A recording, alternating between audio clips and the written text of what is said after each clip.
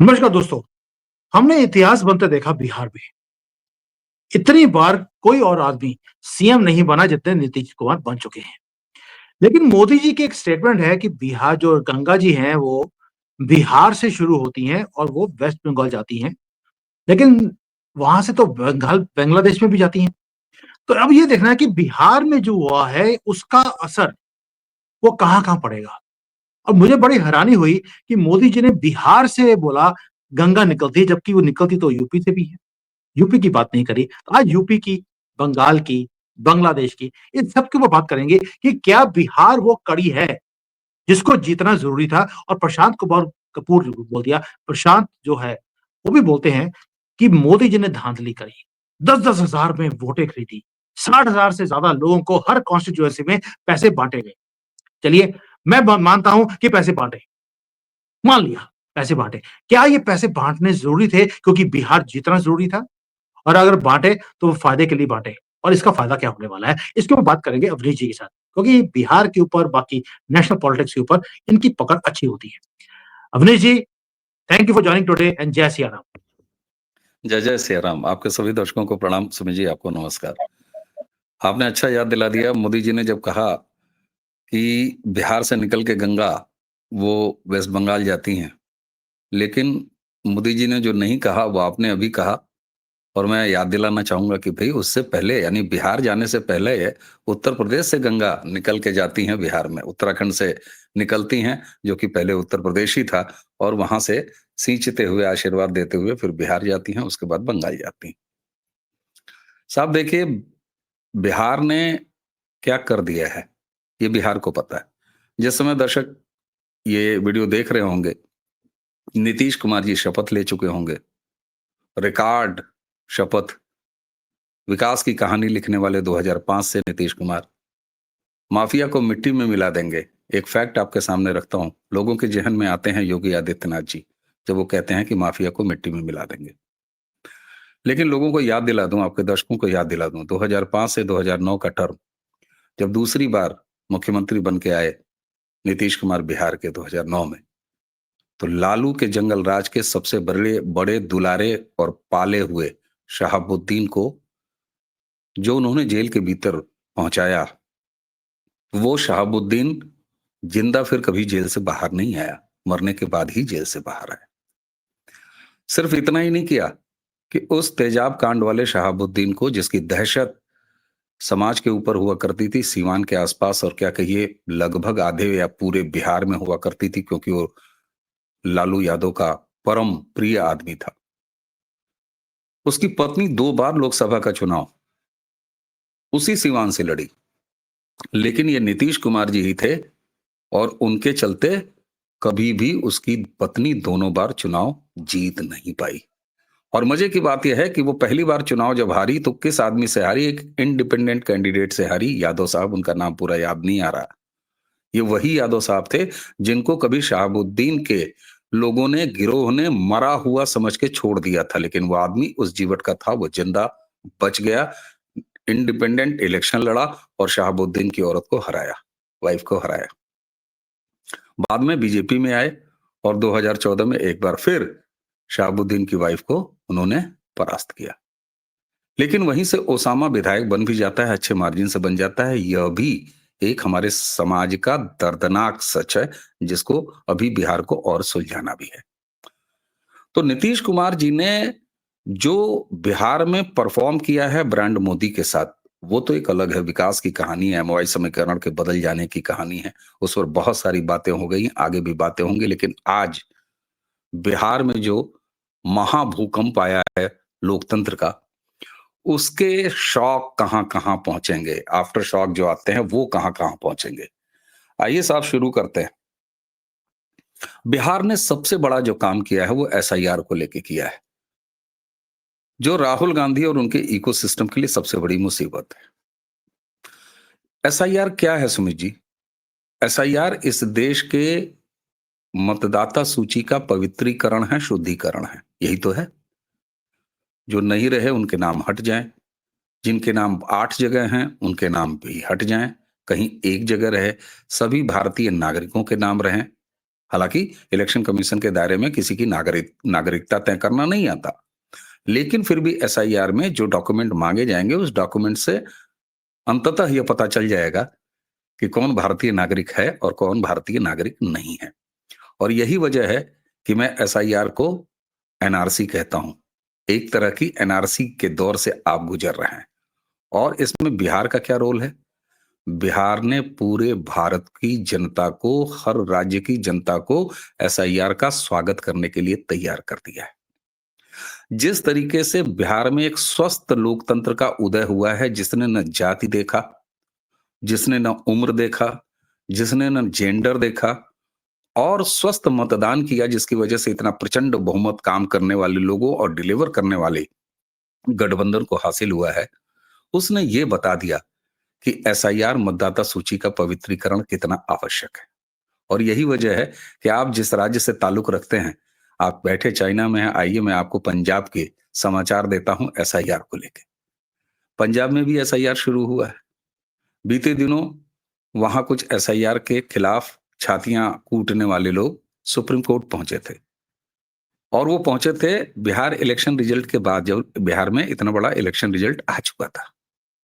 Supreme court ने जानते हैं क्या कहा? सुप्रीम कोर्ट ने कहा, बिहार को बदनाम मत करिए।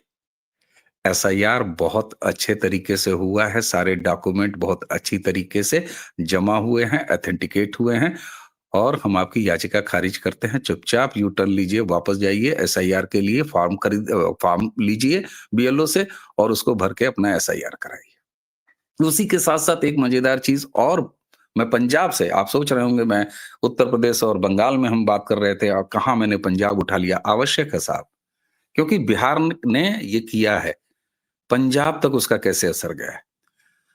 पंजाब में आम आदमी पार्टी, दो पार्टियां हैं। मैं आप फैक्शन नहीं कर रहा हूं, मैं धड़ा नहीं कह रहा हूं, मैं गुट नहीं कह रहा हूं, मैं सीधे सीधे कह रहा हूं, पंजाब में दो आम आदमी पार्टी है। एक आम आदमी पार्टी है अरविंद केजरीवाल दिल्ली छाप की, दूसरी आम आदमी पार्टी है भगवंत मान की। सरकार, मुख्यमंत्री कौन है? ठीक है, रिमोट वाली सरकार अरविंद केजरीवाल लेके चल रहे हैं, ये एक दूसरी बात है। आपको पता है, भगवंत मान की राज्य सरकार बड़े स्वागत ढोल बजा के एसआईआर करवा रही है और ये इंश्योर कर रही है कि सक्सेसफुली, अच्छे ढंग से एसआईआर पंजाब में हो जाए। इसकी एक अलग कहानी है, कभी दूसरे वीडियो में बात करेंगे। वापस आते हैं, बिहार ने और राजनीतिक प्रभाव क्या डाला है। ये तो एसआईआर का प्रभाव मैंने बता दिया आपको कि आज उत्तर प्रदेश में हम सारे उत्साहित हैं, एक दूसरे से लोग बात कर रहे हैं। आपके बीएलओ ने आपका फॉर्म दे दिया एसआईआर वाला? लोग कह रहे हैं नहीं नहीं, अरे कह रहे हैं लोग मांगिए भाई, उसका नंबर लीजिए। ये उत्साह बिहार ने जगाया है। क्यों? क्योंकि भारत में किसी राज्य में या केंद्र में कोई सरकार कौन चुनेगा? हम भारतीय चुनेंगे। आप मुझे बताइए, किसी भारतीय को इससे असहमति कैसे हो सकती है? नहीं हो सकती है ना। अब आते हैं साहब उत्तर प्रदेश में। आपको बताऊं, उत्तर प्रदेश में अखिलेश यादव, इनका नाम तो सुना होगा आपने, समाजवादी पार्टी के पुरोधा हैं। और टोंटी चोर को कौन नहीं जानता। ठीक बात है साहब, इन्होंने 2 दर्जन रैलियां की बिहार में, और जहां जहां इन्होंने रैली की वहां वहां तो सारी सीटें महागठबंधन हार ही गई। उसके आसपास भी इन्होंने अच्छा असर डाला, शुभ असर डाला, और आसपास की सीटें भी निपट गई।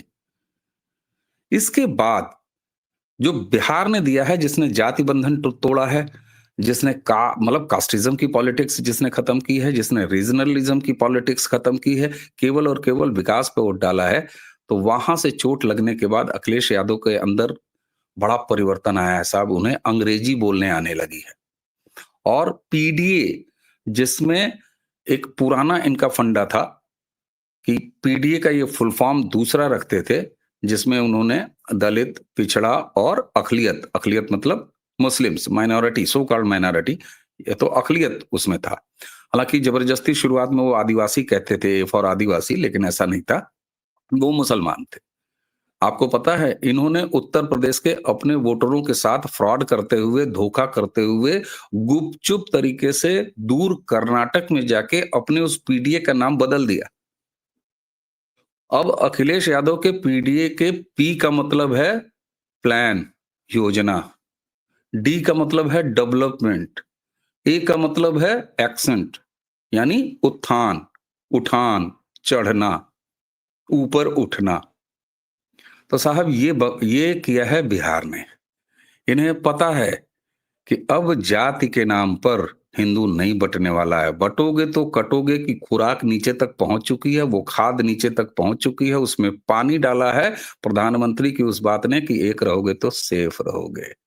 ये उतरा है बिहार की जमीन पर, लेकिन इसकी धमक यहां सुनाई दे रही है। पीडीए का चूरन उठा के किनारे फेंक दिया अखिलेश यादव ने। जो कास्ट बेस था, जो कम्युनिटी बेस था, जो कम्युनल था जिसमें मुसलमान शामिल था, और ये केवल 20% की राजनीति करना चाहते थे, लेकिन 80% वालों ने बिहार में दिखा दिया कि भारत में अगर रहना है तो 80-80 कहना है। इसके अलावा अब कोई दूसरी राजनीति नहीं चलेगी। उसी के साथ रातों की नींद ऐसे उड़ी है साहब कि अखिलेश यादव ने अपने पार्टी के काडर्स को, अपने संगठन को ये साफ-साफ निर्देश दिए हैं कि अब सनातन को गाली नहीं देनी है, हिंदुत्व को गाली नहीं देनी है, हिंदू देवी देवताओं का मजाक नहीं उड़ाना है। जो अगड़ी जातियां हैं या दूसरी जातियां हैं उनको गालियां नहीं देनी है, अभद्रता उनके साथ नहीं करनी है। इनकी बात कितना वो मानेंगे वो अलग बात है, लेकिन मुझे तो सबसे अच्छा ये लग रहा है कि महाकुंभ का अपमान करने वाले, राम मंदिर का अपमान करने वाले, मर्यादा पुरुषोत्तम भगवान राम का अपमान करने वाले, अगर बसों में भर भर के ये पीडीए छाप जो बदले हैं अखिलेश यादव, अगर ये राम मंदिर जाके अपने नाक न रगड़ना शुरू कर दे तो मेरे लिए संतोष की बात है। मैं ये नहीं करूंगा मत करो मत करो, जाओ करो। लेकिन अब शेष समाज इनकी पूरी नफरत, इनकी पूरी नेगेटिविटी को इतनी विस्तार से जान चुका है कि वो अब इनकी पप्पियां झप्पियां वो लेने को तैयार नहीं है, वो बाय नहीं करने वाला। अब चलते हैं जरा वेस्ट बंगाल, ममता बनर्जी के। साहब वहां ये हाल है कि गलती से अगर आप वेस्ट बंगाल के राजधानी कलकत्ता, हावड़ा से लगायत कोई भी आप छोटा बड़ा शहर बंगाल का उठा लीजिए, गलती से अगर आपको ट्रेवल करना है इस समय वेस्ट बांग्लादेश बॉर्डर के किसी एरिया की तरफ, आप ट्रेवल नहीं कर पाएंगे। स्टेशन, रेलवे स्टेशन खचाखच भरे हुए हैं, बस स्टेशनों पर भारी भीड़ है, जो पैदल पगडंडियां हैं उस तरफ खचाखच लोग हैं, और ऐसे लग रहा है जैसे बंटवारे के समय के दृश्य हम देखते हैं ना, जो फोटोज में आते हैं कि कैसे भर भर के लोग इधर से उधर जा रहे थे। ये स्थिति पूरे वेस्ट बंगाल में है बांग्लादेश की तरफ जाने के लिए। कलकत्ता और तमाम शहरों में मेड्स, कूड़ा उठाने वाले, सिक्योरिटी गार्ड, ठेला चलाने वाले, माल ढोने वाले, फल ढोने वाले, बर्तन मांजने वाले, कबाड़ का काम करने वाले गायब। ऐसी ऐसी बस्तियां जिसमें हजारों लोग रहते थे, वहां पर 2 या 3 लोग घूमते हुए नजर आ रहे हैं। आपको सोशल मीडिया पे वीडियोस दिख जाएंगे। शुरुआत में जब ये वीडियोस आने शुरू हुए सुमित जी, तो मुझे लगा कि ये पुराने वीडियोस हैं, आजकल एआई का जमाना है, ऑथेंटिकेट करूं उसके बाद कुछ बोलूंगा। जब मेरे अपने सूत्रों ने, मेरे अपने रिश्तेदार, रिलेटिव्स ने वहां से ये शिकायतें करनी शुरू की कि अरे भैया यहाँ तो बड़ा बम्पर भगदड़ मची हुई है। क्यों? क्यों? एसआईआर तो वोट जोड़ने के लिए है ना। भाई जो इलीगल इमिग्रेंट्स हैं तो वो चुपचाप रहें। अगर वो एसआईआर में फॉर्म नहीं लेंगे तो उनको तो कोई नहीं पूछने वाला, फिर क्यों भाग रहे हैं? मैं चाहता हूं कि दर्शक ये पूछें कि अरे भाई साहब, जो अवैध रूप से घुसे हुए हैं चुपचाप अपना ठेला चलाएं, काम करें, इधर उधर छुप के रहें। एसआईआर जबरदस्ती पकड़ के तो नागरिक आइडेंटिफिकेशन का काम तो है नहीं एसआईआर। लेकिन अब यही बात आती है कि भगदड़ क्यों मची है। तो सवाल उठता है, जवाब यहां से आता है कि क्यों अवनीश पी शर्मा कहता है कि ये एसआईआर एक तरह की एनआरसी है। वेस्ट बंगाल में यही मैसेज कन्वे हुआ है ग्राउंड पे कि अब भारत एसआईआर के जरिए अपने सिटीजन्स को आइडेंटिफाई कर रहा है, पहचान रहा है। तो जितने भी इलीगल घुसे हुए हैं ये बांग्लादेशी और रोहिंग्या, उनके मन में है कि अब तो हम पकड़ लिए जाएंगे, ट्रकों में भरे जाएंगे, डिटेंशन कैंप ले जाया जाएगा, वहां हमको बंद कर दिया। इसलिए इनकी भगदड़ लगातार चालू है। अब इससे ममता बनर्जी को क्या परेशानी है? परेशानी ये है कि अगर 100, मैं एक सैंपल साइज 100 निकालता हूं उदाहरण के लिए, 100 नंबर्स, अगर 100 अवैध बांग्लादेशी और रोहिंग्यास बंगाल में हैं सुमित जी, तो उनमें से केवल 30-40 यानी 30 to 40% ही अपने सारे कागज मजबूत करके और हमारे वोटर लिस्ट में घुस आए हैं। ये मैं ही कह रहा हूं, 70-60% अभी भी हमारे वोटर लिस्ट में नहीं है। फिर एसआईआर कैसे काम कर रहा है? फिर वो क्यों भाग रहे हैं? और उनकी क्या जरूरत थी? उनके भागने पर क्यों परेशान हो रही हैं, घबरा रही हैं ममता बनर्जी? खेल यहां शुरू है। खेल ये है कि जिस तरीके से वहां पोलिंग को बेईमानी की जाती है, आप समझिए कि टीएमसी के गुंडे 4 पोलिंग आज शुरू होनी है तो सुबह 6 बजे गांव या कस्बा या मोहल्ला या कॉलोनी जो भी आप कह लीजिए, उस एरिया से जो पोलिंग स्टेशन होता है वहां को जाने वाली सड़क के एक मुहाने पर जिधर आबादी रहती है, टीएमसी के 3-4 गुंडे चेयर डालते हैं और वहां बैठ जाते हैं, हाथों में असलहा और जेब में असलहा लेके। ये कौन सा दायरा होता है? ये वो दायरा होता है जहां सेंट्रल फोर्सेस 100 मीटर्स ही रहती हैं, 100 मीटर्स के ही दायरे में रहती हैं। जो पोलिंग स्टेशन होता है वहां ये बैठ जाती हैं और उसके बाद अवनीश बेन शर्मा की हिम्मत नहीं है कि वो अपने घर से निकल के जाए, क्योंकि उनको पता है कि ये हमारे वोट नहीं है। कहते हैं तुम घर पे बैठे रहो, तुम्हारा वोट पड़ जाएगा, चुपचाप रहो। अवनीश बेन शर्मा की हिम्मत नहीं है कि वो निकल के पोलिंग बूथ तक जाए। ठीक, अब नागरिक कौन वोटर है इसकी पहचान करना सेंट्रल फोर्सेस का काम नहीं है। इसका ये किसका काम है?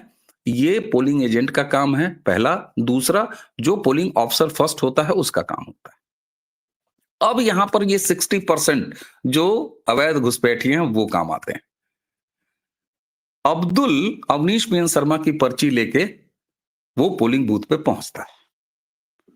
मतदान अधिकारी पोलिंग अफसर फर्स्ट, वो वही वेस्ट बंगाल के कॉडर का है, उसको कल को नौकरी करनी है। वो क्लास 3 का बेचारा कोई टीचर होता है, कोई कर्मचारी होता है।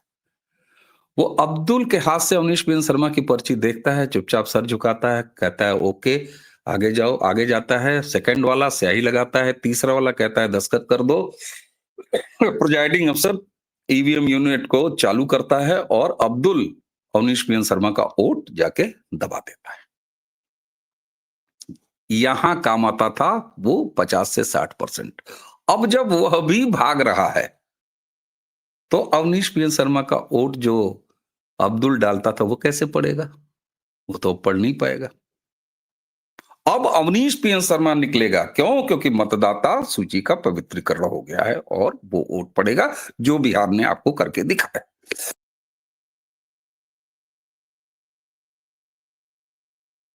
आई एम सॉरी, थोड़ा सा नहीं, कोई दिक्कत कफ नहीं है। एंड कोल्ड है अवनीश जी। अवनीश जी, आपने बोला कि अब अवनीश कुमार निकलेगा और वो वोटिंग करेगा, लेकिन जो गुंडा है, गुंडा तो अभी भी बैठेगा साहब। बिल्कुल, ऐसा बहुत तो सही। नहीं है कि वो गुंडापन छोड़ देगा और टीएमसी इतनी आसानी से अपने हाथ से सत्ता निकलने दे देगी। आपको लगता है is that easy? No, it's not.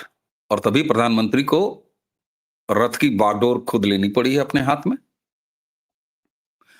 Bihar चुनाव की जीत के बाद प्रधानमंत्री ने क्यों कहा कि अब हम बंगाल विजय की तरफ आ रहे हैं? ये उन्होंने बंगाल की राष्ट्रवादी जनता को, जो ममता बनर्जी को उखाड़ फेंकना चाहती है, उसको ये भरोसा दिलाया है कि हम विकल्प के रूप में हैं, मजबूती से आपके साथ खड़े हैं। देखिए, बिहार से यही इफेक्ट हुआ है, मोरल डाउन है ऐसे लोगों का, चाहे अखिलेश यादव हो चाहे ममता बनर्जी हो। आप याद कीजिए, यही ममता बनर्जी थी ना जिन्होंने कहा था कि एसआईआर होगा तो सड़कों पर आग लगवा दूंगी, या कर दूंगी, वाह कर दूंगी। इनके विधायक बोलते थे इनकी महुआ मोइत्रा और देशी शराब, तमाम तरह के जो ये फनगे हैं, ये यही बोलते थे ना। आज कहां है इनकी आवाज? जानते हैं क्यों? क्योंकि एसआईआर सुप्रीम कोर्ट का भी समर्थन उसको प्राप्त है। इलेक्शन कमीशन एक संवैधानिक बॉडी है। अगर ममता बनर्जी अपने काडर से गुंडई करा के एसआईआर को डिस्टर्ब करेंगी तो इलेक्शन कमीशन के पास ये पावर है, ये अधिकार है, उसके कार्यक्षेत्र में आता है कि वो सीधे इस देश के राष्ट्रपति के ऑफिस को एक पत्र लिखे, CC to government of India, कि हम एक संवैधानिक कार्य कर रहे हैं मतदाता सूची का एसआईआर, जो कि बेहद जरूरी है और राज्य सरकार इसको नहीं होने दे रही है। अतः वहां पर लॉ एंड ऑर्डर की स्थिति बिगड़ी है, आप राष्ट्रपति शासन लगाइए। आप सोचिए, राष्ट्रपति शासन अगर लग गया और एसआईआर हुआ और राष्ट्रपति शासन में ही अगर चुनाव हुआ तो ममता बनर्जी का क्या होगा? इसलिए मैं कह रहा हूं कि आगे कुआं पीछे खाई है। अगर ममता बनर्जी इसको डिले कराती हैं तो ऑटोमेटिकली उनके कार्यकाल समाप्त हो जाएगा और फिर प्रेसिडेंस रूल आ जाएगा, वहां पर राष्ट्रपति शासन अपने आप लग जाएगा और तब एक बार फिर राष्ट्रपति शासन में ही एसआईआर कंप्लीट होगा और इलेक्शन भी होगा। तब ममता बनर्जी क्या करेंगी? इसलिए ममता बनर्जी ना आगे जा सकती है ना पीछे आ सकती हैं और मैं, ईश्वर मेरा बड़बोलापन इसे न सिद्ध करे, मेरी बात को आशीर्वाद दे। एसआईआर के पवित्रीकरण के बाद जिसे ममता नहीं रोक सकती, बंगाल में ममता बनर्जी का राजनीतिक जीवन का खात्मा होने जा रहा है अगले चुनाव में। आपने एक सर बात और पूछी, उसको आधे मिनट में और बता देता हूं। अब बंगाल भाजपा यूनिट की यह जिम्मेदारी है कि वो मोदी जी का 56 इंच ले, और जो मोदी जी ने आगे कह दिया है कि बंगाल जीत के लिए हम आ रहे हैं, बंदे ने प्रत्यंचा चढ़ा लिया है। साथ में 100 इंच का सीना अपना जोड़े। और अब ये शुभेंदु अधिकारी बंगाल यूनिट ऑफ बीजेपी की जिम्मेदारी है कि 156 इंच का सीना लेके बंगाल के वोटरों के सामने जाएं और हाथ पसार के कहें पूरी मजबूती पूरे हिम्मत से कि तोड़ दो इस काकस को, जाति बंधन तोड़ दो, सारी चीजें छोड़ दो, अगड़ा पिछड़ा छोड़ दो। जब बिहार ने छोड़ दिया और मजबूती से इन गुंडों के खिलाफ निकल के ईवीएम पे जाओ और 2 उंगलियों से क्रांति करो। ये जिम्मेदारी, क्योंकि प्रधानमंत्री ने अगुवाई की बागडोर खुद थाम ली है, शंख बजा दिया है और आक्रमण की तैयारी कर ली है, जो कि लोकतांत्रिक आक्रमण है। बिहार ने ये दिया है बंगाल को और उत्तर प्रदेश को, यहां तक कि पंजाब को। अवनीश जी, प्लान जबरदस्त है वाकई में। हमें अब गंगा को उल्टा चलाने की जरूरत नहीं है, वो अपने सीधे रास्ते पे चल रही है और काम भी सीधे रास्ते से होता हुआ दिखाई भी देता है। बट यस, वेस्ट बंगाल इतना इजी नहीं है। मैं दोबारा से बोलता हूं कि अगर जैसे एलिगेशन लग रहे हैं कि 10-10 हजार रुपए देकर मोदी गवर्नमेंट ने वोटर को खरीदा है, मुझे लगता है कि ये सौदा अच्छा है।